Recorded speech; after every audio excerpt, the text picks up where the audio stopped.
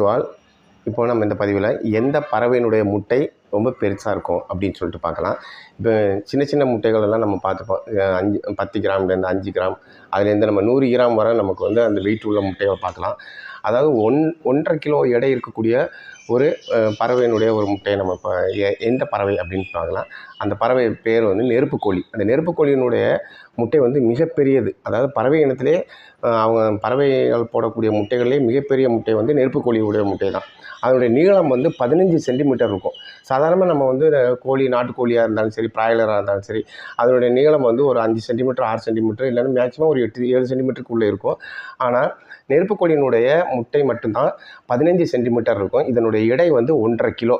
அதாவது இந்த கோழிகள் வந்து எல்லா இந்த முட்டைகளை எல்லாம் ஒரே குழியில் போட்டாலும் ஒவ்வொன்றா தங்களது முட்டைகளை அது தன்னுடைய முட்டை அப்படின்னு சொல்லிட்டு ஒவ்வொரு பறவையும் என்ன செய்யுதுன்னா அடையாளம் கண்டுக்குமா. அதான் இதனுடைய ஸ்பெஷாலிட்டி.